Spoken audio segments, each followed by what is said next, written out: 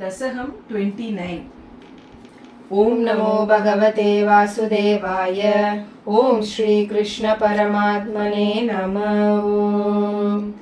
उत्कच्छतस्तव करात् अमृतं हरस्सु दैत्येषु दानशरणाननुनीय देवान् सद्यस्तिरोदधि तदेव भवत्प्रभावात् उद्यस्वयूत्य कलहादिति च बभूव श्यामामृचापि वयसापि धनुं ददानि प्राप्तोऽसि तुङ्गकुशमण्डलभङ्गुरां त्वं पीयूषकुम्भकलहं परिमुष्य सर्वे तृष्णाकुलाः प्रतिययुस्त्वदुरोजकुम्भे।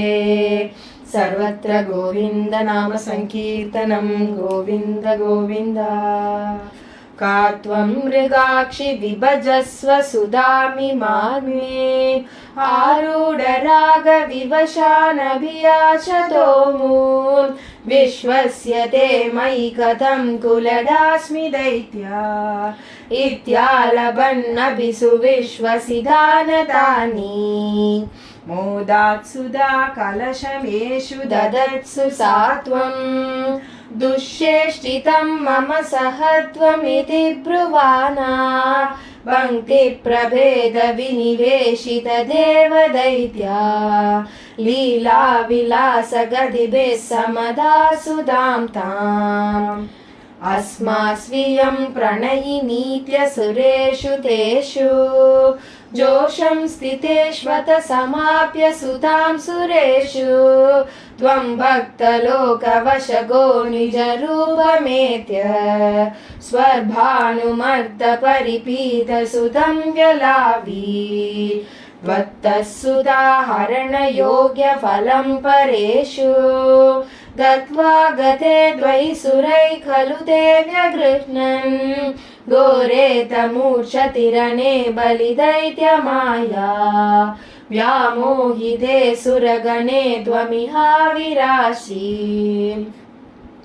त्वं कालनेमि मतमालिमुहा जगन्त शक्रो जगान बलिजं बलवान् सबाकान् शुष्काद्र दुष्करवदेन मुचौ चलूने वेनेन नारद गिरान्यरुणोरणं त्वं योषावपुर्धनुजमोहनमाहितं ते श्रुत्वा विलोकन कुतूहलवान् महेश भूदैः समं गिरिजयाश गतः पदं ते श्रुत्वा ब्रवीदभिमतं त्वमतोतिरोधा आरामसि मणिच कन्दुककादलीला लोलायमाननयनां कमनीमनोज्ञां त्वामेष वीक्ष्य विगलद्वसनां मनोभू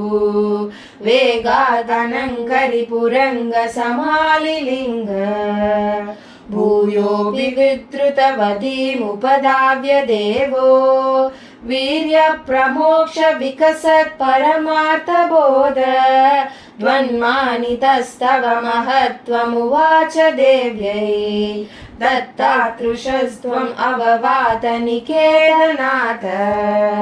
सर्वत्र गोविन्द नाम संकीर्तनं गोविन्द गोविन्द।